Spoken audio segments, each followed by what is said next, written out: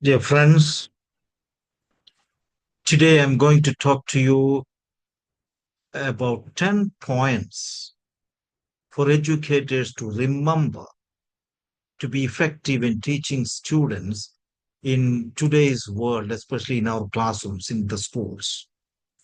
And the first and foremost, it should be a student centered learning.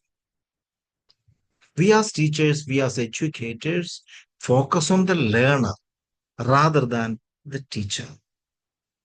Encourage student autonomy, agency, and ownership of learning.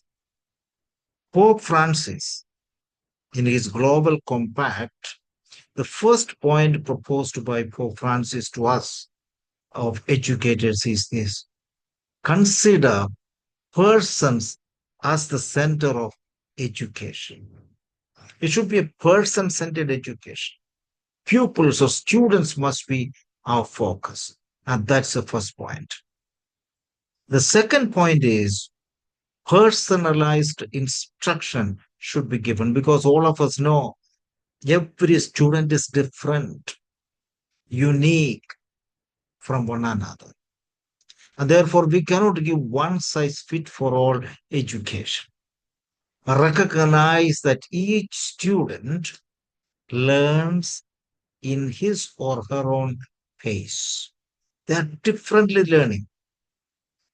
Therefore, as much as possible, use technology, data, and formative assessments to tailor instruction to meet individual needs. Again, this is very much connected with the first point, child centered education. And each child is different. We have very much known about multiple intelligence. Every child is different. Each one is uniquely talented and gifted. And therefore, when we teach our children, we must be keeping this in our mind that we cannot give one size fit for all education. The third point educators must remember is interdisciplinary learning. That means we need to integrate subjects, multiple subjects and disciplines to provide a more holistic and realistic learning experience. Nothing is complete. And so if we focus on one area and neglect all other areas, we will be creating individuals like caricatures. Head may be big, heart may be small, hands may be weak, and so on. So a multidisciplinary or interdisciplinary learning will integrate the students with many subjects and they will be better individuals. And the fourth point is real world applications, I call it. Real world application means often what we do, we teach in the class, students learn for applying it in the future. You know? But actually, application later has to change to application now, here and now, in the context of each child. That's why real world applications is so important. Connect academic concepts to real world scenarios, making learning relevant, meaningful, and applicable. We cannot simply theoretically knowing without any practical sense of it.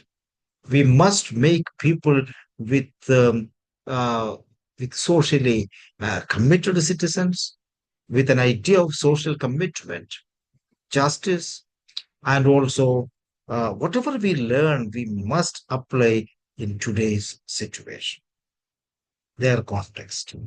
And the fifth point is collaboration and communication. Collaboration and communication is so essential because if we foster essential skills like teamwork, critical thinking, and effective communications through group work, discussions, and presentations, etc., the students will become more and more creative, more and more critical thinking, and more and more interactive in the class. So collaboration and communication has to be a very important point. And the sixth point is emotional intelligence and well-being. They say today's children are intellectually superior, but emotionally very often they prove to be immature. Therefore, prioritize students' emotional and mental well-being by teaching self-awareness, self-regulation, empathy, compassion, and so on. Jesuit education will say we must create persons of conscience, persons of competence, persons of compassion, persons of commitment. The four C's we call it. And these are very essential and important for making the human excellence in every child. And the seventh point is cultural responsiveness and inclusivity. Cultural responsiveness and inclusivity means creating a welcoming and inclusive learning environment that values diversity, promotes equity, and addresses biases and prejudices. We are living in a world, a lot of compartmentalization is taking place. People are divided in the name of religion, caste, ethnicity, groups, language, and regions. It's very sad. And social cohesiveness is slowly and steadily missing. People are growing in enmity with one another due to various reasons and various influences. And that is why, as educators of this century, we need to be aware of the cultural responsiveness and inclusivity, and we must work for it. And the eighth point is technology integration. Effectively incorporate technology to enhance teaching, learning, and assessment while ensuring digital citizenship and responsibility. In fact, we cannot ignore technology anymore. We are living in an age of technology. Therefore, we need to learn effectively incorporating technology into every walks of life. And technology can be a great boon to all of us in teaching and learning and even assessment. And that's a very important point. And the ninth point is feedback and assessments are so important. Provide regular constructive feedback and use assessment strategies that inform instruction, promote student reflection, and measure a deeper learning. They say an unexamined life is worthless. If you do not have assessment, if you do not have evaluation, and if getting feedback mechanisms, etc., our life will not be very effective and meaningful. In fact, again, Jesuit education, the pedagogy of Jesuit education is built upon five important elements. The first one is the context, understanding the context of every child. And second one is every child comes with an experience. Therefore, context, experience. And every experience in the context must be reflected. That's the third point. So, context, experience, reflection. And every reflection must lead that individual to act. That's why action is a fourth element. So, context, experience, reflection, action. And these four elements have to be evaluated properly, assessed properly. Therefore, the fifth point is evaluation. And that's exactly feedback and assessment for students.